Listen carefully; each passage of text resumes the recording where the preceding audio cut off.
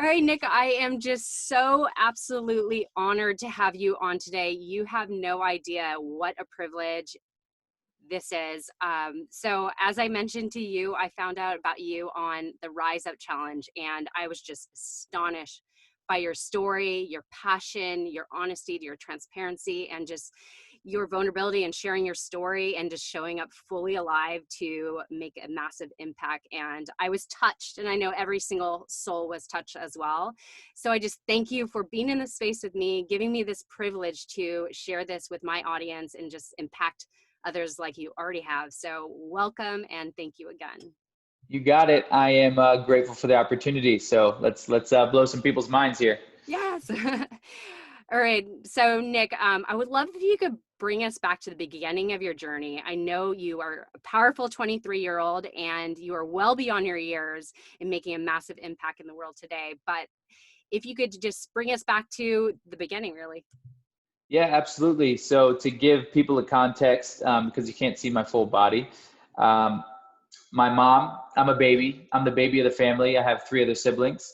And my mom went in for a late ultrasound in 1996, and they pulled the baby up on the screen, and suddenly the doctors started looking at each other with these puzzled faces. And they said, what's wrong? What's going on? And they said, well, from the looks of it, it doesn't look like your baby's limbs are being developed. It looks like he's missing his legs, his arm. We think he has cleft palate. And they just painted a very disgusting, grim picture for my parents. And what they did was they classified me with something they call Hanhart syndrome. And Hanhart syndrome is a super rare genetic disorder that either leaves the babies with undeveloped limbs or undeveloped organs. And actually, the time of my birth, I was the 12th baby in medical history that they've ever seen this happen to. And out of the 12, 8 of them have passed away due to undeveloped organs. And so what Hanhart does is the babies are either born with undeveloped organs or undeveloped limbs. And so I was born, and they took me and did tests of my organs, and they came back and said, Mr. and Mrs. Santonastasso, your baby boy's organs are 100% healthy. The only thing that was affected were his limbs. But my parents made a massive choice. They made a massive promise that I'd like to touch on, because everybody can take this into their life. And that was, my parents promised each other to focus on the 30% rather than the 70. And that's why, you really need to ask yourself, what are you focusing on in your day-to-day? Are you focusing on all the things that you don't have? Or are you focusing on all the things that you have and you can appreciate? Are you focusing on the things that you can control? Or are you focusing on the things that you can't control? My parents couldn't control the verdict of whether I'd survive or not, but it would be more empowering, it would be more beneficial if they focused on the 30% rather than the 70. Because thoughts obviously become things as well. And so if my mom always focused on me dying, I probably would have passed away. Her stress levels would have went up, her physiology would have changed the whole time, and she would have been in a stressful state. And so I just wanted to touch on that, because despite the news and despite the negative picture that the doctors, the professionals painted for my parents, they chose not to focus on that. And so, oh my God, hold on. Sorry, literally, that's weird. My mom was FaceTiming me and totally just now. Sorry, Mom. Yeah, and she felt me. And so, thanks, Mom. And so, my parents chose to focus on that, but I'll touch on from an early age, and I want to share the story of, because a lot of parents, a lot of people asking, like, how do you introduce your baby with no legs of an arm into the rest of the family? Well, they did it nonchalantly. They did it like nothing was different. And how they did that, they brought me home and I was all bundled up, and they were so excited to see their new baby brother, and they put me down and they unraveled me, and I'm in my diaper, and I'm just like, they're like, oh my God, he's so beautiful. And I had a full head of hair. They didn't focus on it because my parents didn't make it a spotlight. And that's the same thing for like when a baby falls down. They really base their reaction off your reaction. So if a baby falls down and you're like, oh my God, it fell, are you okay? They're going to freak out even more. But if you're like, you're okay, that they're not going to freak out. And so my parents introduced me to the family just very nonchalant. But even in 1996, it was normal to hide those type of kids. It was normal to institutionalize those type of kids. It was normal to abort those type of kids. And my parents did the total opposite. My dad said, everybody's going to know who my kid is. And they're going to know, that he's a beautiful baby boy and doesn't matter regardless of his physical differences. And my dad called the mayor and was like, hello, Mrs. Mayor. I just had a baby boy. His name is baby Nicholas. And I wanted to let you know so you can promote to the community that we have a new baby in town. And she did. And she came and met me. And like, he totally just broke the pattern or broke the normal around babies being born like this. Right. So yeah, that was me bringing you back a little bit. First of all, I love your parents so much. I mean, I have so much respect for how they raised you and how they brought you into the world. And I really love that you touched on that they focus on the 30%, the positive aspect of, I think that's the sad thing is I think doctors, obviously they want to be honest and truthful to the parents of what they can expect going into this. And they usually share the negative of this is the limitations he'll have and this, that, and the other. But your parents took the high road and focused on, no, this is going to be a good thing. 30% chance he's going to live. And they took that and just ran with it. And I just want to give kudos to your parents. And I'm sure a lot of people have paid their respect to your parents for creating such a wonderful man. But as you talked about that children actually pay attention to what our parents are doing. I think that's a really important thing to focus on as well, that speaking to parents right now, because there's a lot of parents that are going to listen to this. So how we show up to our kids and really lead them in the right direction, to have the mindset, like, if when they fall down, to not be like, oh, you poor thing, and just like go into that like the negative space, like, and they just cry more. I think that's something that we should really speak to. So what else can you talk about? Yeah, for sure. Well, for parents, and I want to give a disclosure. I'm not a parent and I don't have kids yet. And I'm just saying this based off my experience of life. But you're the mirror for your kids. And so whether you think your kid's listening, they're always watching. They're always watching. And so they watch how you get pissed off in traffic. They watch how you slam your foot, when someone says a comment. They watch how you slam the phone call when that doesn't go your way. They watch everything. And so from an early age, my parents basically didn't handicap me. They didn't coddle me. And so what I mean by that is they put my clothes in front of me and said, Nick, figure it out. The world's not going to adapt to you. You have to figure out how to do things Nick's way. And those things are going to take a little bit longer, honey. You may have to go left. You may have to go right. You may have to go through the door if it's locked, but things are going to take a little bit more time. And so, I figured out how to put my clothes on, but it would piss me off. Why are you just not helping me? And a lot of parents can even self-reflect right now. Are you doing too much for your kids? And there's probably an energy shift in your energy right now because you probably do too much for your kids. And this is coming from a brother to a sister or a brother to a brother. I'm saying this out of love. And, my next challenge, they put me in my high chair with some food there and said, you know what time it is. You got to figure out how to feed yourself. And so there was two massive important things that they engraved in me. The first one was at an early age, they got me comfortable with being uncomfortable. And this is a massive skill that even adults can, exercise the muscles, because humans have a massive fear of failure. And the reason why they have a massive fear of failure is because they have the wrong relationship with failure. They view it as negative. They view it as they want to run away from it. Or what are people going to think of me if I fail? What are people going to think of me if I fall down? When in reality, failure is my best friend. Failure is my buddy. We watch Netflix on the weekends together. Like, that's something that I embrace, because I know on the other side of failure, massive personal growth is going to be taking place. And, everyone can self-reflect on the question, do you learn more from your wins or do you learn more from your losses? Your losses. You don't really learn much from your wins. Just pat yourself on the back, right? And so, and then the second thing that my parents engraved in me at an early age, which is a massive skill if you want to provide more value, is they got my brain in the habit of being solution-oriented. And that means that I'm focusing less on the problem and more on the solution. And so there's a rule. I think it's about 10% you should focus on the problem, and about 90% of your energy should be then focused on the solution. So you can spend some time focusing on the problem, analyze it, feel it, take it in, and then shift your energy towards, how, why, more of the solution. And so I've always been in the habit of focusing on the solutions, not getting upset over the problem. And that's something that we can really embody if you're up for it and engrave, is because focusing on the problem will serve you for a little bit, but it won't really help you stimulate solutions because you're not focused on it, and Tony has a quote, where your focus goes, energy flows. Absolutely. Our problems also need focus to be fueled. you know? And so all the things that, and when we focus on problems for a long period of time, we magnify them. We make them way bigger than what they really are, because humans like to blow things out of proportion and make our own problems and think it's the end of the world, when really it's not. And so you have to be very conscious of your focus. And, but back to, you know, you're the mirror for your kid. You're showing your kid, I mean, what a relationship should be. Whether your relationship with your spouse is good or not, that's what your kids see.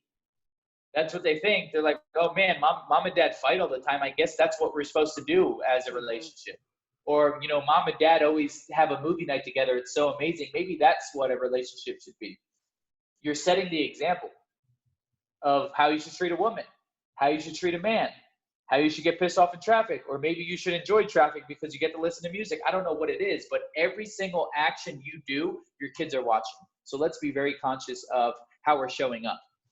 And maybe they could be a little, you know, a check for you. You know, they could be the barriers or the walls for you to really get back in line when you see yourself, you know, acting a certain way when you shouldn't act. I mean, like in a moment when you're acting a certain way, ask yourself, do I want my kid to act that way? Or do I want my kid to open the door for someone because I lead by example? Because a lot of times there's a study also shown that parents aren't the top influence in their kid's life. And sometimes it's not even the teacher. It's someone that they idolize. It's someone they look up to. And so if someone's not taking your advice when you're telling them, you need to lead by example, because then they'll show up. Oh, so good. It's so powerful. And I really think that this needs to be heard by parents, especially that our actions are being seen. Like kids really do hear us in the other room. I mean, they're very aware, and kids do really gain these habits from our parents. So anyways, I love that message, and I think it's very powerful for parents to hear. So talking about yourself and how you really developed this resilient mindset, obviously it stemmed a lot from how you were raised by your parents, but moving into youth, meaning I think the most impactful years are between 10 and 18. And that's when we really start to develop, or we start to experience bullying. We start to develop hormones and emotions and all these things. And so I know those are the toughest years for many people. And I want to hear about your experience of what you endured when you started to realize that you had this disability. Because I think you spoke about that when you were younger as a baby, you didn't look at it as a disability because your parents didn't highlight it as a disability. So if you could move into that. Yeah, absolutely. So middle school and high school are the most judgmental times of our lives as kids' lives, and you care about what other people think of you. Am I in the cool crowd? Maybe I have to be cool or act a certain way so I can fit in with the cool crowd. I mean, there's so many things going on, right? And so I didn't realize I was different, and I always say other people let me know I was different. And, you know, my mom keeps blowing me up. Just checking in. Love you. Thanks, Mom. And so there was a moment when I was on the bus, and there was a girl to the left of me, and she was making fun of everyone. And I was like, oh, man, she's going to have a field day with me. And she got up to me, and she said, dude, I don't even have to start with you. You're already too messed up anyway. Look at you. And I always say not only was I coming from another human being, but it was coming from a female. And to be fully transparent, females were one of my biggest suicidal triggers, because as humans, we all crave love. And I felt that I went to middle school and high school that girls didn't look at me the way that they looked at my friends, or, you know, boyfriends, girlfriends. That was a big deal. And I didn't think I received the same love out of, you know, from the females that, you know, I thought I should, right? Anyway, so as humans, a lot of the things that I talk about is psychology and the way that the brain works. And so as humans, we do something called stacking, and we stack thoughts. And so we can stack thoughts in a negative way, or we can stack thoughts in a positive way. And so we've all had moments where we wake up on the wrong side of the bed, and maybe you roll over and you see a text, a phone call, an email that triggers you. If you're not conscious of your focus, if you're not conscious of your inner dialogue, your whole day will be negative, because our brain is designed to focus on the negative. Our brain is designed to focus on our insecurities, the failures, the problems in our life. It's your job to design your brain to make you happy. And so I started stacking thoughts, and I was like, man, Nick, you're disgusting. Girls don't like you. You'll never have a girlfriend. You'll never walk into her locker. Is she going to want to hold your finger? Is that weird? I started stacking myself in these deep, dark, negative places. And so how we get out of this negative spiral is, the first thing you could do is you can call a level-headed friend. someone that's not in the same state as you, because all the things that are going through your head, you may believe them, but they're all false. So you need someone you need outside, outside eyes or outside perspective to talk you out of it, most likely a friend. The second thing that you could do is you can flood your body or start self-reflecting on things that you're grateful for, the things that you're appreciative of, because the emotion of gratitude actually outweighs all the negative emotions. And so it's emotionally impossible for you to feel grateful and sad or grateful and angry at the same time. And so that's why, gratitude isn't just, unicorns and fairy dust, but it's emotionally impossible for you to feel two emotions at the same time. And then the third thing, which is one of the most powerful things, is you got to get your body moving. You have to change your state. And so when you notice, if you're in a slump, if you're in a negative space, your head's down, your shoulders are slouched, you're talking monotone. And so what moving your body is going to do is, when you put your body in a stressful state, whether that's going on a jog, a walk, doing push-ups, resistance training, working out, whatever it may be, when you put your body in a stressful state, your body then releases dopamine, AKA my buddy calls it awesome sauce, the stuff that makes you feel awesome. And so that's physically, scientifically proven that when you move your body, you are going to feel better. And not only will you feel better, you will stimulate solutions. You will operate at a higher frequency. You will operate at a higher level. And so especially during this time of quarantine, we need to be scheduling times that we're moving our body. It can be 15, 20 minutes doing, jumping jacks in place, but you'll notice that you're going to feel better afterwards. And so the skill of stacking, or being self-aware of stacking, we all stack in a negative way.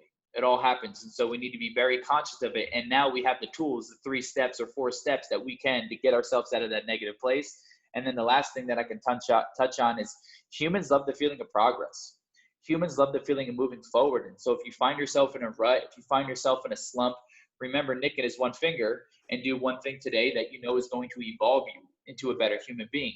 Because what I've also realized is, my darkest days come from the days where I'm not moving the needle forward in my life. I'm not, getting better emotionally, spiritually, physically, mentally. And so if you want to create momentum in your life, just ask yourself, what are the 3 to 5 major outcomes, the major power moves that I can make today that are going to move the needle forward in whatever area you're working on, because we need to create momentum. But like I said, going back to stacking, that's why self-awareness is key. Self-awareness is really the holy grail of it all, because when you're self-aware of your emotions and why you're feeling that emotion, then you can really dissect of why you're feeling like that and go to the source and fix it. But people don't know about the power of stacking. People don't know that the brain is designed to focus on your insecurities and your weaknesses and all the negative things in your life. And so that's why people say, well, I'm so, I always focus on the negative, and these stuff always happen to me, and they get in this victim mentality because they don't realize that it's really their conditioning and their programming that is getting them to that place. But I'm babbling, so.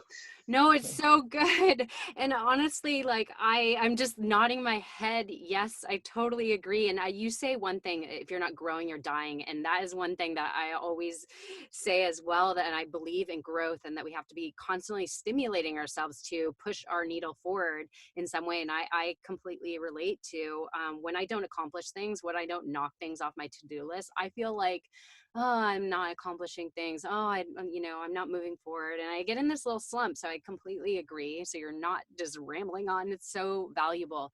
The one question though is how do we start to develop that muscle to look at, when being aware of where our thoughts are going and stopping them in the track, and to redirection that? Yeah. So the quality of our life comes down to the quality of the questions we ask ourselves. And so, in the midst of a problem, in the midst of a challenge, in the midst of a very dark time or a hard time for you, you can ask 2 questions. You can ask a disempowering question, and you can say, why is this happening to me? Or you can ask an empowering question and say, what can I learn from this situation? Which one's more empowering? Which one's going to get you out of the state? Which one's going to have you reflect and focus on the positive out of every situation? It's the questions that you ask yourself. The same thing with a diet, right? People are like, I can't lose weight, or why can't I lose weight? Or you can ask yourself, how can I lose weight and enjoy it at the same time? Which one's going to allow you to stimulate a better solution? And so we need to be very conscious of the questions that we're asking ourselves as well. Pete Vargas was talking about, When he wakes up, he asks himself, how can I give myself a raise today? Hmm. You know, these are the type of questions that we need to be asking ourselves. And so you can be very conscious of your inner dialogue. But what I would suggest to people is take a time and schedule out 5 to 10 minutes of stillness. And what stillness is you shutting up and just not talking. And there's no music, no nothing. Maybe you're sitting in nature. And when you notice, when 5 minutes goes by, you'll start to hear your inner dialogue. You'll start to hear you. You'll start to hear your voice and the voice that talks to you all the time. And then you can ask yourself, is what's going through my head negative or positive? Is it nitpicking me? Is it destroying me? Is it bringing me down? You'll get to hear your true voice after about 5 minutes of stillness. And so now you can evaluate the thoughts that are going through your head, and then you switch them. You switch them. I mean, we talk about affirmations, but affirmations are saying like, I'm happy, I'm happy, I'm happy. And your brain's like, no, I'm not happy. But incantations are even more powerful. And incantations are something that you embody with your physiology. You change your state, you change the tonality of it, and they are I ams, right? So for me, it's I am an outstanding learner. I'm a student of the game. I am kind. Abundance flows through me. I am decisive. I'm evolving as a leader. I'm becoming the man I'm meant to be, but I embody it and I change my physiology because that's going to engrave it into your nervous system. You'll literally be able to change your nervous system. And at first people are like, oh, I don't believe this. That's why, using your physiology and yelling it and changing your tonalities, because you want to add emotion into those words rather than just saying them. But I think more human beings need to add stillness into the routine, because then you can slow your mind down and you can really analyze your inner voice of what is really going on in there. Because we get caught up in the motions in the day-to-day and going to work and, being with the kids, whatever it may be. And we don't really get time for ourselves. And so this would also be a powerful, technique to implement right in the morning. Right in the morning, instead of rolling over and immediately checking your phone and your text messages and your emails, why don't you give yourself the gift of being a human being and just sitting in stillness for 10, 20 minutes and getting your mind ready for the day. Thinking about the things you're appreciative of, the things you're grateful for, analyzing the voice, and is it disempowering and empowering, and switching it. Because then you start your day, so to say, on the right foot, right? But I think stillness is very underplayed. And it's a form of meditation. And I think we all need some stillness in our life, because now more than ever, there is more there's more stimulus. There's more things stimulating us on a day-to-day basis than ever before. Traffic, phone calls, your phone, your computer, everything's stimulating you. So we need time to just chill. Absolutely. And I love that you speak about that, because it does bring awareness just naturally to see where your mind is going. And so once you know that, then you're able to consciously shift it. So I love that advice. And I think a lot of people could take that and use it in their life right now. So going back to you, because you are the gift, and I want to really share a little bit more about your story, because it's really just, I've heard some of your amazing stories, and I'm so moved by every single thing you've shared. So going back to high school or middle school and high school, you've had some pivoting points in your life at that point. One of the things being when you started wrestling. So if you could share how you got, what drew you to wrestling and what happened from there. Yeah, absolutely. I was still a kid that was unconfident. I was uncomfortable with my skin, and I was trying to figure out what this confidence thing was. And I realized that it was a skill. And a synonym for confidence is actually self-integrity, keeping our word within ourselves. Because as humans, one of the most powerful things that we have is our word. And, we're all guilty of committing things and not following through, but there's an underlying issue. And the underlying issue is every time that we commit to something and we don't follow through, we take a piece from ourselves. We diminish ourselves. We diminish the way we view ourselves. We diminish our worth because we said we were going to do something and we didn't. And so we actually devalue the relationship we have within ourselves, which is the most important. But for me, I didn't know that as a kid. And so I was just trying to find a way that I could feel better about myself, something that would instill more confidence in me, whatever that was. And I was from New Jersey. I grew up in New Jersey, and my older brother was a wrestler. All my best friends were wrestlers. And I figured, well, if I could become a wrestler, maybe the girls will like me. If I become a wrestler, I'll be an athlete when they said I couldn't. If I become a wrestler, maybe I'll be in better shape and I'll feel better about my body. Like, these are the things that are going through my head as a 16, 17-year-old kid. But I had a challenge, and my challenge was this arm. And for those that are listening, if you're driving your car, don't look down at the screen. But if you're driving in your car, my right limb was about 5 inches longer than it is now, and my bone was going faster than my skin. And so it was super sensitive. And the bottom line is, if I would have hit my arm hard enough, my bone would have came through my skin. And so I never did physical activities with it. I always used to hide it. And so this was a big challenge in me becoming a wrestler. And Nick being solution oriented, I came up with a solution, and I sat my parents down and I said, Mom and Dad, I want to be a wrestler. And my mom replied, no, absolutely not. Wrestling's the most physical sport. God forbid you hit your arm, your bone comes through your skin. You know, Mom's freaking out. And in 10 seconds, I came up with a solution, and I said, well, can we cut my arm off? And she said, what do you mean cut your arm off? And I said, yeah, can we cut my arm off? And she said, Nick, the right word is to amputate. You're so aggressive with your words. And I said, okay, I'll use the word amputate. Can we amputate my arm? And they said, is this something that you really, really want to do? And I said, yes, I want to become a wrestler. This is going to instill confidence in me. It's going to be amazing. And my parents agreed. And the reason my parents agreed is because I brought forth the solution. And what I mean by that is, when I was born, the doctors wanted to chop my finger off because they said it was useless. The doctors wanted to put screws in my quads and do bone lengthening, so one day I'll be able to have prosthetics. And my parents always said no, because they said, that's not my choice to make. That's Nick's choice to make, and he doesn't have a voice yet. And so the moment that I brought forth the solution, my parents were empowered, and they said, absolutely, if this is something that you really want to do, let's do it. And so my junior year, my parents went ahead and scheduled the appointment for me to amputate my arm. And I came out of surgery. It went 100% successful. And I go back to school, and people are like, dude, what'd you do? And I'm like, I cut my arm off. And they're like, why? And I said, I'm going to become a wrestler. And, some people laughed and some people supported. And that's okay, because there's always going to be people in your life that tell you you're not good enough. There's always going to be people in your life that tell you you're not smart enough, pretty enough, you don't have enough limbs, whatever it may be. But I always chose to use that as fuel. Rather than let it sink me, I chose it to elevate me. And often, the question that I want everyone to self-reflect on is, what are you willing to sacrifice for your dreams? Or what are you willing to sacrifice to better the relationship you have within yourself? What are you willing to sacrifice to become a better mom, a better husband, a better daughter, a better brother? I don't know what the things you need to do in your life, but there's some things that you need to sacrifice to take yourself to the next level. And that's for you to decide. And so I went throughout the surgery, and it was 100% successful. And I go into my wrestling room, and I'm ready to wrestle. I'm ready to, get my butt kicked. And I kind of modeled my parents when I went into the wrestling room, and I told my friends, I said, guys, you need to beat me up.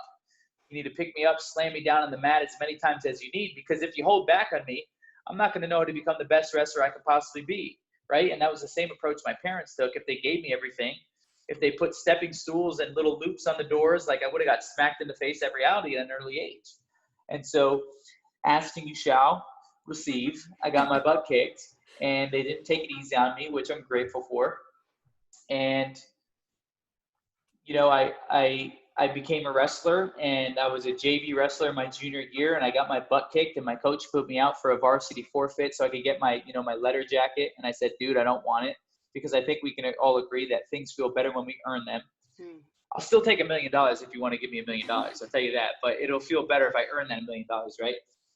And then my senior year, I came out as the 106-pound varsity wrestler for my high school.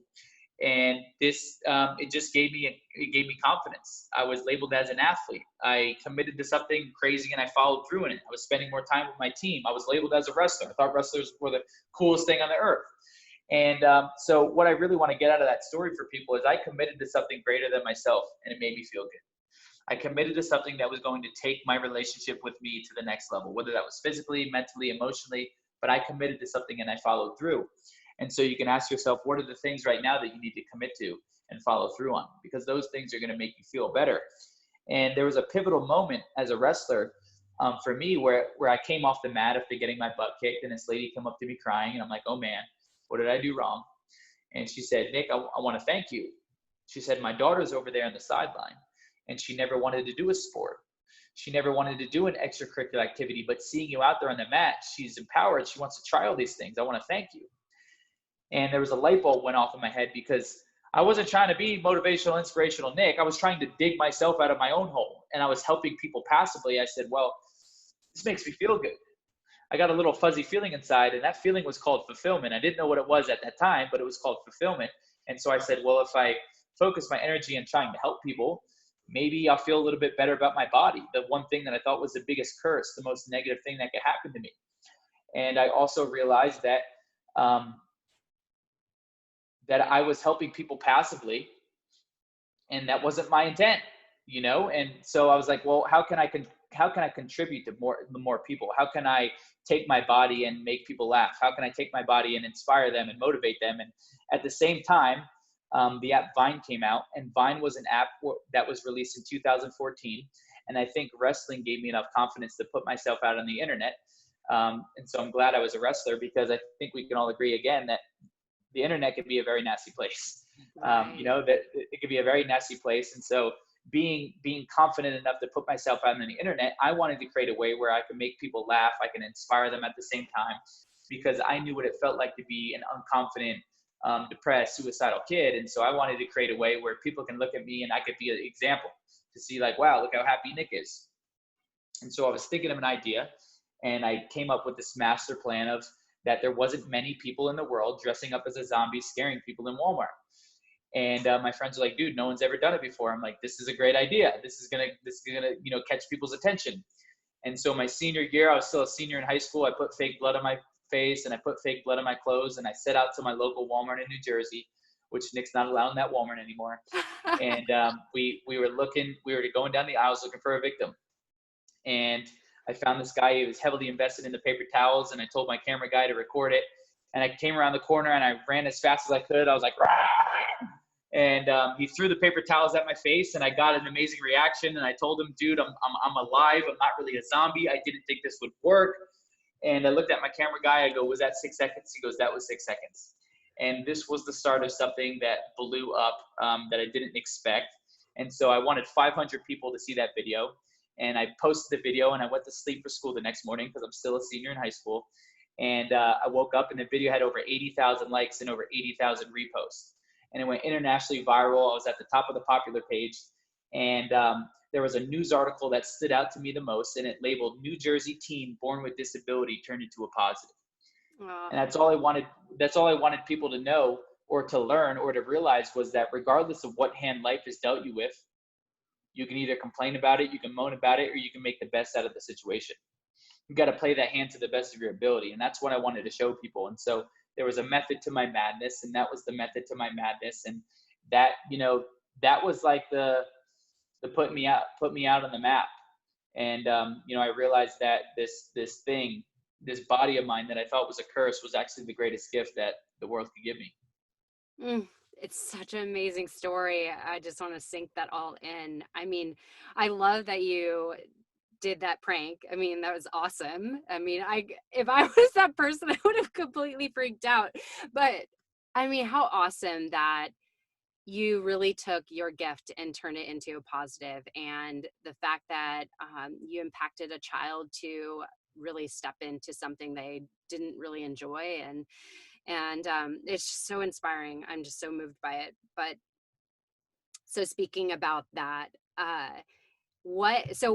was that the catalyst that brought you into speaking, or what moved you into becoming a motivational speaker? I mean, you're way beyond your years. I mean, like, you speak, I think you're one of the best speakers in the world, number one. Give you that credit. But what led you to that? What brought you to that place? Yeah, absolutely. So I was a senior in high school, and it's funny because my dad's always weirdly right. And what I mean by that is he was always like, son, you could be a radio host, you could be a sports announcer, you could be one of those speakers. The way that you tell stories and project your voice is just amazing. And my dad's always my biggest fan. Wow. And I had a choice. So I was on the map as a speaker. I mean, I was on the map as a prankster, and I had a choice. I had the opportunity to film an Impractical Joker show in LA, but the whole cast was disabled, so you could pull pretty messed up pranks. And I was a senior, and they're like, Nick, we need you out here in LA. You need to move to LA. We're going to film the pilot. This is what you're going to get paid. It's going to be amazing. And so I had the choice of either going to LA or pursuing college. I got accepted to the only college that I wanted to go to with my best friend. And so Nick made the choice to drop out of college, and I went to LA. And long story short, 2 weeks after I signed my lease in LA, they canceled the show. It never even happened. I never even filmed the pilot. And there was Nick stuck out in LA with a roommate for, a 6 to 8 month lease. It was terrible. And, but it turned into my greatest gift, because I'll touch on that real quick. I went broke I'm going to make this quick. I went broke in LA, had no money, no job. And it was the greatest gift life could give me, because I know how to live with absolutely nothing. I know how to live with no bed. I know how to live paycheck to paycheck. I know how to eat peanut butter and tortillas to fill myself up before I go to sleep. And I know the perspective of going to sleep hungry. And so it gave me a massive perspective on life. And so rather than looking at it as a failure or a regret, it's one of the greatest gifts life could give me, because it allowed me to eat poop for a long period of time, right? That's what entrepreneurship is how long can you eat poop for? Just wanted to throw that in there. And so I came back. I moved back in with my family, and I said, all right, what's next? What's bigger and better? Because people were correlating me as a joke. I was a prankster, which is, acceptable. And I wanted my kids and grandkids to know me for much more than crawling around a Walmart. I had to do something bigger and better, at least in my eyes. And so I analyzed the bodybuilding industry.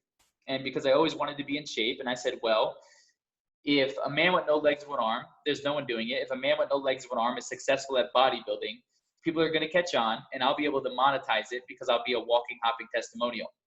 And also, it's the one thing in my life that people can't underplay me and say, well, it's easy for you to become a bodybuilder. You have no legs or one arm.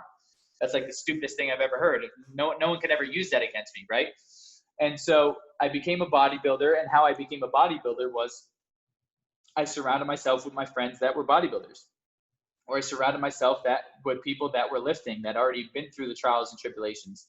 But I also had a challenge, was that there wasn't a book that said, man with no legs or one arm, this is how you bodybuild. And so just like everything else in my life, I learned through trial and error. I went into the gym and I figured out what worked for me, what didn't work for me, fell on my face a million times, was a student of the game. I dropped my ego and realized I only know what I know. And I learned from people who were already successful in the industry. And so my knowledge and training got better, and my knowledge and nutrition got better. My physique started to change. People started to catch on, and I started building a following. And from there, I was still living in New Jersey, and I wanted to surround myself in a better environment for bodybuilding. And I had a mentor, a mentor in my life reach out, and he was from Tampa. He's like, you should come visit Tampa. It's an amazing spot. And so I visited Tampa a couple of times. I fell in love with it. I'm like, oh my God, the weather's amazing all year round. This is incredible. And people are more likely to be in shape when the weather's good. And so it was a better environment for me.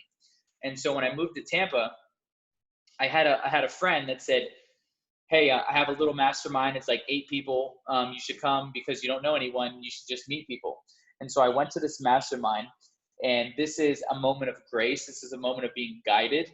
And because I believe in moments of being guided where, people fall into your lap at the right time, or coincidences, right? I just don't think it happens out of chance. And I went to this mastermind, and I was kind of shy. I didn't talk to anyone, and they were going around telling their stories, and we just kind of shared briefly about ourselves. Anyway, the second time I went to that mastermind, this Russian dude was like, dude, what's your story? You've been very quiet. And I was like, do you want to hear my story? It's very long. And he's like, yeah. And so I tell my story, and everybody starts listening. And after my story, that Russian dude said, you're going to be on stage with Tony Robbins one day. And I said, who's Tony Robbins? I knew nothing about personal development. I knew nothing about speaking. And he basically was like, dude, your story's great. You just need to practice it. You just need to craft it. And I believe that you'll be impacting millions of people around the world one day. I don't know why, but I have this urge to help you. And I said, dude, I have no idea who you are. We don't have a relationship. I have no idea who you are. And he's like, I know, you don't know who I am, but I'm going to work for you for free. And if you like my work, if I can get you on stages, maybe one day we'll create a company. Well, that's my best friend now. That's my business partner. We live together, and I'm on stage with Tony Robbins. How does that happen? I don't know what's going on, right? And so basically, sometimes it takes a person from outside your life to see a gift in you that you don't see in yourself. So it's like a dusty trophy on the shelf, and your mom comes over and she shines that trophy, and suddenly you're like, that's a dope trophy. Where you're like, it's been there the whole time. You just didn't craft it. You just didn't exercise the muscle. You just didn't master it. And so I guess I had this this gift in me of cultivating stories and really teaching lessons through the stories. But I didn't know I had it. And so Ratmir, who's my business partner, my best friend today, basically devoted his life to, getting me on stages and working with me, and we created the company. And that's how I got tied into speaking, to really sum the story up. But how I had so much growth in speaking over 3.5 years is because I'm a student of the game. How I said, I dropped my ego, and I realized I only know what I know. And every single time that I speak, I ask myself, what can I do better? How can I provide more value? How can I add a different lesson? How can I add it? I'm always striving to get better. I'm never stagnant. And also, we're very good at planting seeds. And what I mean by that is always share your vision, always share your goals, always share your ambitions with other people, because you are literally one person away from changing the trajectory of your life. You never know who that person knows. You never know who that person can open up doors to. You never know who's sitting in the room. You never know. And so we're always planting seeds. And so I built credibility. I'm just going to sum this up really fast. I built credibility with my book.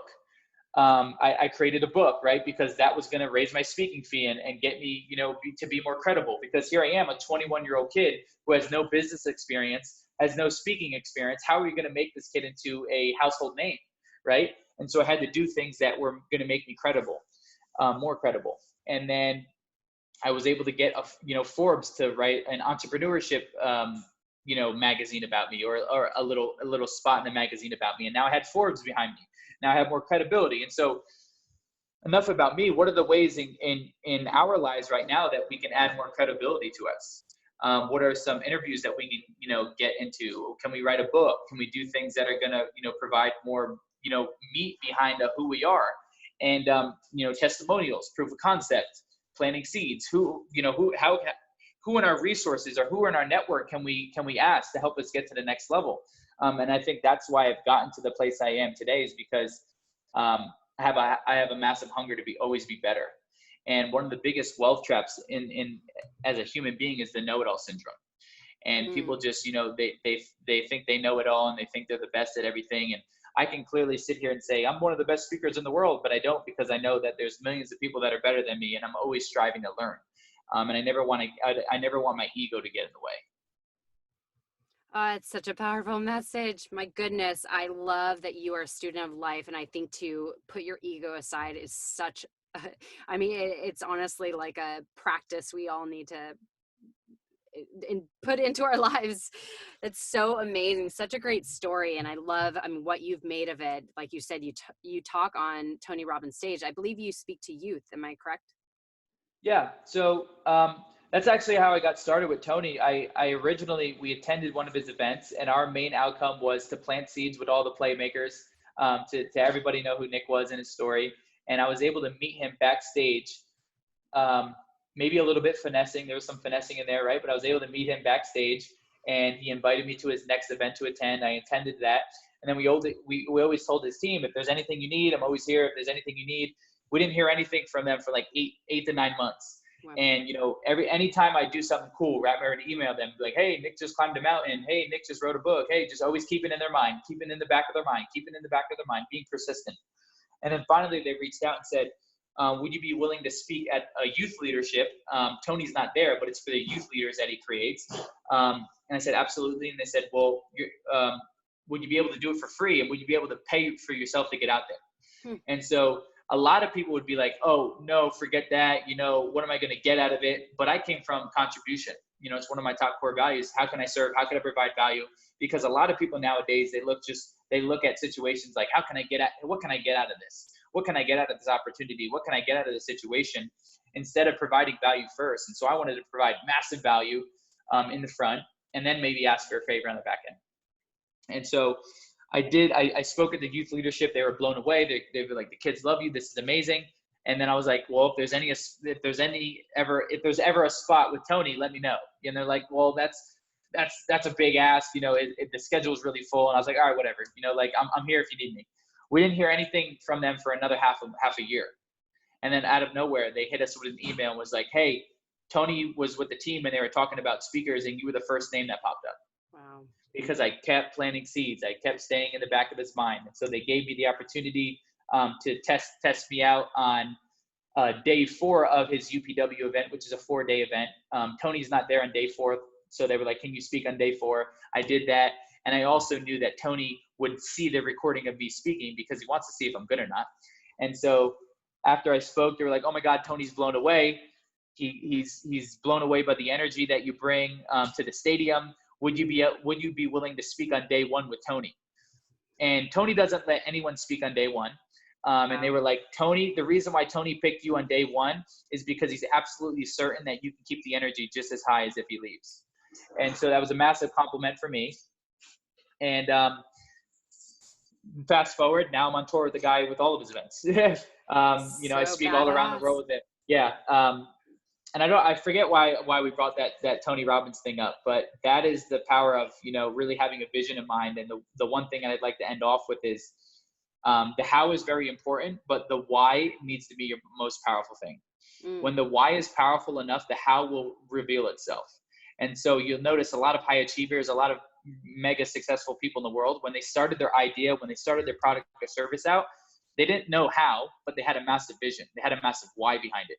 And your why may be you want to retire your parents. You want to take your mom to Egypt, your dad to Alaska. You want to bring the kids to France. I don't know what it is for you, but if you have a why, that's going to get you to do the tedious things that you don't want to do. And that's going to get you out of bed on the days where you don't want to get out of bed. And so let's take a moment and self-reflect on our why. Why do we get out of bed? Why do we go to work? Why do we build that business? Why are you the mom? Why are you the sister you are? I don't know what it is, but your why is going to be a massive role in for you achieving, everything that you want in life. I hope everybody's taking massive notes right now. I would be right now. This is absolutely incredible. Everything you're sharing is just so powerful. And I think one thing, the perseverance you had in like you said, your why behind why you wanted to serve on that stage, and the fact that he complimented you, that he knew you could hold up the energy as high as him. That's, wow. But let's talk about the perspective we have of where our mindset is going. Mindset is the most powerful tool we have. And I know you've spoken about that. Our disability isn't missing a leg, missing an arm, whatever it may be. It's actually where our mindset is. And I love how to me, this is one of the most powerful things you've ever said, that our mindset is our biggest disability. And so I know you've shared a lot of tools how to strengthen our mindset, but let's talk about perspective, because I think that is one of the things that could really shift our mindset. Yep. If you switch your have-tos to your get-tos, your life will change. And so what I mean by that is there's so many times in our life where we say, I have to go to the gym. Oh, I have to build that business. I have to knock that door. I have to make that phone call. I have to get the kids. But if you switch all those to get-tos, your life would change. I get to go to the gym. I get to build a business. I get to wake up every day. I get to take the kids to school. Humans expect everything rather than appreciate. We expect everything. We live in the expectation generation, especially kids. Everything's expected. And so if you drop your expectations for appreciations, your life will also change in that moment. How about we start appreciating more? How about you start viewing that you get to go to the gym because you have a full body? Because even me, a man with no legs and one arm, knows that there's millions of kids and adults that are paralyzed. There's millions of kids and adults that are confined in wheelchairs and hospital beds that would switch places with a man with no legs and one arm because they just don't have it like I do. So who are you to complain? Who am I to complain?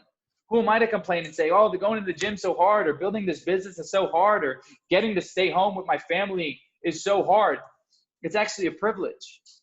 The things that you think that are have-tos are they're get-tos, they're privileges. But we take everything for granted. We literally take everything for granted. And so maybe a reality check is you need to realize that you take a lot of things for granted when they are privileges, when they are gifts, when they are things that millions of people around the world would switch places with you because they don't have it. They don't have power. I think the majority of the world, I think it's like 80-90% of the world lives off $3 a day. $3 a day. So what are we complaining about? And that may come off harsh, and it may come off aggressive, but sometimes it takes a different person from a different walk of life, a man with no legs or an arm, to really break through the barrier of perspective and say, holy cow, I've been taking a lot of things for granted. I've been complaining about a lot of stupid stuff lately because I can sit, like, I have every excuse in the book, or I have every reason in the book to sit here and complain about my life, and I don't. And to take it a step deeper as we end off here. You know, I talked about my brother. I talked about my brother and how my brother was my major influence in my life. What's today? Today's Tuesday. Last Thursday, my brother overdosed and died. Oh my God. I didn't know that. And I'm still here. I'm still here showing up. I'm still here serving. I'm still here contributing. I'm not here complaining and saying, why me? Why did my brother have to do that? Why did my brother have to pass away? Why did my brother have to get caught up in drugs? I have every right in the world to play victim card. So what are the things in your life that you are playing victim about? What are the things in your life that you are justifying? What are the things in your life that you are stopping you because you say, oh, it's too hard? Like, literally, life comes down to two things: appreciation and gratitude, and perspective. I can wake up every single day and say, man, I'll never become a professional soccer player. That would be a very disempowering life. Or I can wake up every single day and say, how can I harness my individual strengths so I can be a blessing to myself and other beings? Which one? Now, coming off very harsh here, but it's to drive a point home. As humans, we make our own problems. As humans, we justify things. As humans, we take the easy route. Nothing worthwhile has a shortcut. And so let's put the work in now. Let's knock the doors now. Let's build the business now. Let's be that mom, dad now. Because it's a privilege, and the majority of the world don't get the things that you have. That's the bottom line. Oh my goodness. First of all, I'm so deeply sorry to hear the news, and I'm just blown away that you are showing up like you are, and you're fully transparent. You're powerful. You're honest. I mean, like, everything. I'm just blown away, and I just send you my deepest condolences for what just happened. Thank you. I'm speechless. I mean, honestly. But yeah, let's Let's move into the next thing. Oh my gosh. Well, you talk about how we are the ones that get in our own way. And I think that is the whole point you're trying to make, is like, look at how you talk to yourself. Look at the limitations you're putting on yourself. You are literally holding yourself back. And that, I mean, you proved that point very well. So what could you say? So for people that are feeling like really stuck in it right now, I'm sure you still have your hard days. I'm sure a couple days ago you were in a hard moment, and I'm just curious, what do you do to move yourself out of that? What's your quickest go-tos? Yeah, 3 words, can't change it. Mm. It's already happened. It's already done. You know how many times, like, I'm not even talking about deaths. I'm just talking about in general. There's so many things that we're dwelling on in the past that it's already happened. And letting people know that the past does not define you. What you do now does. The past does not define you. Whether someone hurt you in the past, whether someone treated you wrong in the past, or whether you had a lot of losses in the past, it's up to you to pull the good out of every situation. And there's a skill that I'd like to end off with. It's called blaming effectively. And what blaming effectively means, if there's someone in your past that did a lot of wrong to you and they hurt you, if you're going to blame them for all the bad, you better blame them for all the good, because that person sculpted you in some sort of way.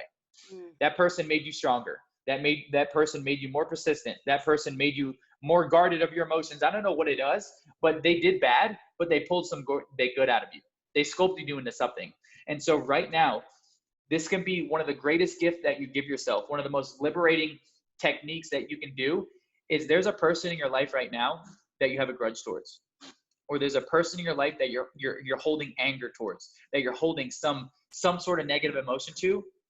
Send them a text, send them a voicemail, send them a voice message and saying, whoever it may be, I know a lot of the things that I didn't agree with in the past, but I also want to thank you for the person that you made me in. The person that you made me into. Listen, if my parents were the perfect parents, I wouldn't be the man I am today. If my brother was the perfect brother, I wouldn't be the man I am today. You see, the reason why we get so upset in life is because our expectations don't align with what happened to us. We expected someone to treat us differently. We expected the world to be a certain way and it wasn't. That's our own stuff. That's our own stuff that we have to clear up. And so right now, give yourself the gift and go ahead and release that anger. Go ahead and release that emotion, that negative emotion towards someone. Maybe your dad treated you poorly, but thank him, because if he was the perfect dad, you wouldn't be the woman you are today. I don't know who it is for you. I don't know who it is, but give yourself the gift and blame elegantly, blame effectively, because when you have a grudge, when you have anger, who is it really hurting? Yourself. That person's not losing. That person's not losing out on anything. You're the one that's really, it's like poison for yourself. And so that's what I'd like people to end off with. If you get one thing out of this, if you get one gift, go ahead and give yourself the gift of liberation and letting go that negative emotion towards that person, because they did do a lot of bad things to you, and you can't change it, but they also sculpted you into the very human being you are listening to this podcast right now. So powerful. I want to break into tears. Everything you're sharing is like so absolutely powerful, and it just hits home. And I know a lot of people are hearing, like I said, write down these notes. There's so many powerful nuggets that we all need to listen to, because this is what is really going to propel us into the change that we need to grow into and move ourselves forward. Is really just hearing every single word you say.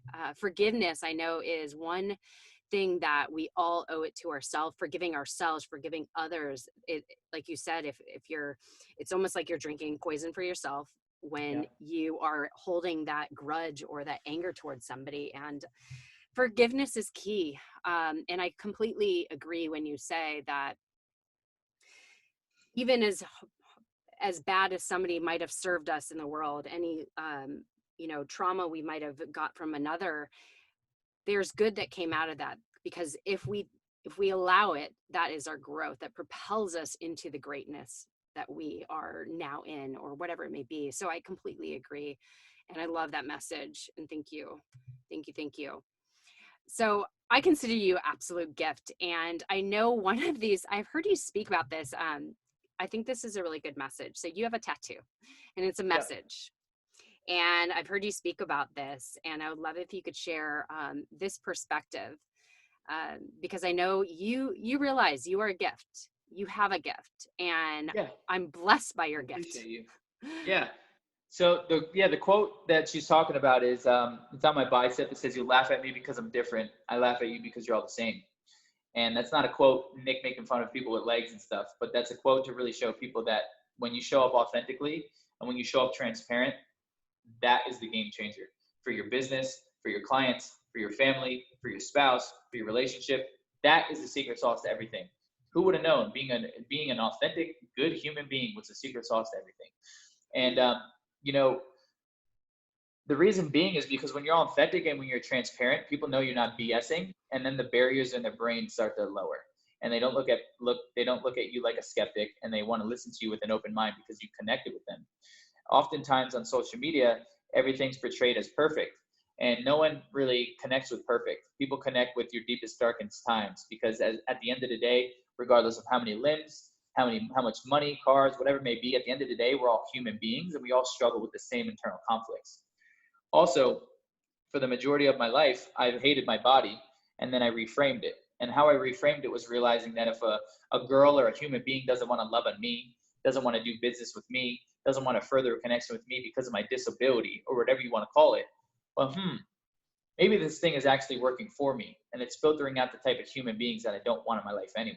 Maybe it's acting as an authentic human filter, and it's doing the work for me. Because if someone doesn't like me for my body, well, that's not the type of person I want to invest my energy in anyway. It's saving me time.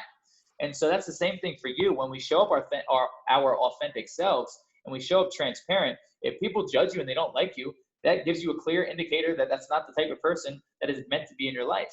And so when you show up authentic, when you show up transparent, that's when you'll be able to influence. The moment that you judge someone, or the moment that someone feels judged, you immediately close the door for transformation. You'll never be able to get through to that person. And so a key is to see people where they are. Don't see people how you want to see them. See people where they are and understand their world around them and understand the things that they're going through, regardless of how bad it is. Because if you really want to influence people, if you want to connect with people, if you want to build a following or just connection with people in general, you're authentic, you don't judge, and you see people where you're at. Because at the end of the day, human beings want two things. Human beings want to be treated like people, and human beings just want to know you care. Thank you for sharing that. Okay, well, I could, like I said, I could talk to you for hours, and this has been so powerful. I mean, my mind is just exploding, and my heart is so full to hear you speak. I mean, honestly. And I guess, well, I want to talk about, because you do have a book. Yep. I don't know how long ago you wrote it, but it's called Victim to Victor. So if you could share just your book that we could all Yeah. grab and learn more about you and your mindset and how to build ourselves up like you have. Yeah. So, Victim to Victor was a book. It's Victim to Victor: How to Overcome the Victim Mentality to live the life you love. And so basically, I framed this book, or I wrote this book, in the sequence of lesson, story, application, or story, lesson, application. So it's a story of my life. It's the lesson that I learned, and then how the reader can apply it into their life. And after each chapter, there's strategic questions for you to think about things and for you to work on yourself as well, because I didn't want it to just be a book. And so you can get that on Amazon if you look it up. And then if you also look on Amazon, there will be a book next to it. And it was the book that my mom wrote on the parents' perspective on how they raised me. And so that's pretty awesome as well. And so you can go get that. And then, as in, if you want a further connection with me, if you want to follow me any of my social medias, you can follow me on YouTube, Instagram, LinkedIn, TikTok. My name's Nick Santonastasso, but I understand that's a very long last name. And so if you type in Nick Santo, I'm the guy with no legs or an arm with a bunch of tattoos, and there's not many of those running around the world. Let me ask you a question, actually, because I know that when you're born, you're 1 out of 12. What is that number at today? Yeah, great question. I'm not sure the specific number of how many people or how many kids and adults that are currently living with Hanhart. I do know of another kid. His name is Gabe Adams, and he's got no arms or legs. I think he's 21. So he's just younger than me, and he was born with Hanhart as well. And so that is someone that I'm going to get on my podcast, and I'm sure he would jump on your podcast as well. Yes. And What's your podcast? my podcast is called the Victorious Podcast. We interview people who are living life on purpose, and it hasn't even been rolled out yet. I've been meaning to roll it out for like a year now, but we're working on it. So.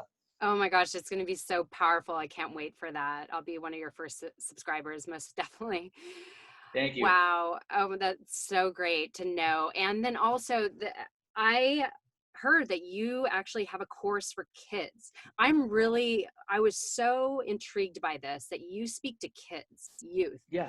And I think that is one of my passions, to really get people to build up their mindset and also develop like how to overcome bullying, how to build our confidence.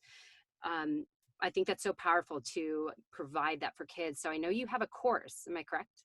Yeah. So my brand is Victorious. And so what I've created is Junior Victorious, which is a 52-week journey where I send your kid or a kid you care deeply about a video every single week on Sunday, taking them through the acronym of Victorious. And what I mean by that is, for the first month of V, that's vision.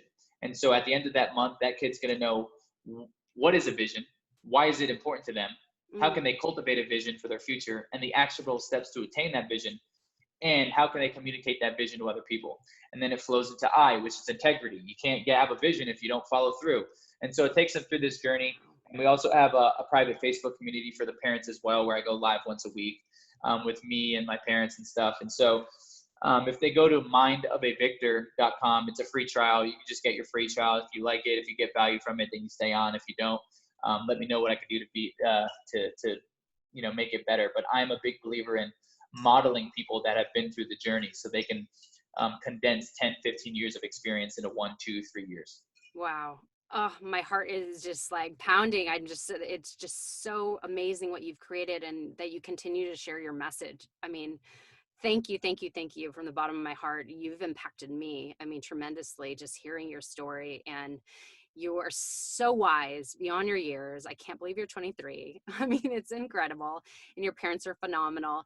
So in closure, I just want to ask, so I asked 2 questions. Number 1, I know you've written a book, but if you were to write one piece of advice you want to share with the world, what would that piece of advice be? Yeah, more compassion. Mm. Oftentimes, when things don't go our way, we get pissed off. We go in anger, and when you come from when you try to operate from a state of anger or pissed off, you never get anything right. Usually, problems become bigger. You ruin relationships, whether that's with a girl or a client or a family member. Nothing really good comes out of anger and pissed off. And so, just try to find yourself more compassion. Have more love for people. Try, like I said, less judgment, and try to see where people are at. And when you're more compassionate with your clients and your customers, they'll feel that. They'll want to do more business with you. And when you're compassionate with your spouse, they'll definitely feel that. And when you're compassionate with your kids, they'll truly know you care and you're truly present with them. And so I think the world just needs a little bit more compassion, because we've been so brainwashed and see so much negativity on TVs and television shows that we're almost numb to it. And so I just like to bring more compassion, because life's very short. And so we should live more, laugh more, learn more, and just come from a loving standpoint a little bit more. I love that. And I didn't expect that response from you. So that was just beautiful. And I usually ask one other question, but I'm just going to throw in something different for you. Who is your biggest aspiration, mentor? Like who do you look up to? Because I look up to you, honestly. I mean, like, you are a leader. You are above and beyond a leader, and motivational speaker and all that. So I want to know who you look up to. Ed Milet. Oh, he's so awesome. Yeah, Ed Milet That's is great. literally, how I want to show up in life. He is like another mentor, father figure, brother, more of a brother figure to me as well. And when I met him, or when I saw his interviews, I was like, this guy aligns with my core values. I'm going to kidnap him, or I'm going to figure out a way for him to mentor me. And I was able to finesse, and we got into his podcast, and he was interviewing me live in his house. And afterwards, he said, the reason why I'm sitting on this chair with so much success is because I was mentored at an early age by people like Tony Robbins. He said, I want to be that Tony Robbins in your life. I want to be that mentor in your life. And so I was able to get my wish of him being a mentor Wow. of mine.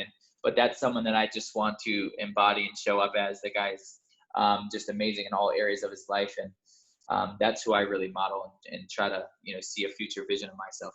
Ooh, I love that. Thank you for sharing that. I completely agree. Hearing him speak, he has so much compassion and empathy, and he's very authentic. I mean, he has a good heart, a lot of compassion. So, I mean, yeah, I agree. Well, honestly, Nick, I'm astonished by you. My heart is just so full, just being able to share this space. And like I said, what an honor, what a blessing. And I know people are going to get so much out of this as I have right now. And I'm just so thankful for the Rise Challenge that I stumbled upon you, hearing you speak. And again, you spoke for 10 minutes of second day, and I was like, what the fuck? I was just blown away. So I just thank you so much. I mean, you are a terrific human being, and I'm just a blessing. You are a gift to the world. So thank you. Thank you, Erica. I'm grateful for the opportunity, and I'm glad I could be on here and share some invaluable perspective. Thank Thanks you. so much.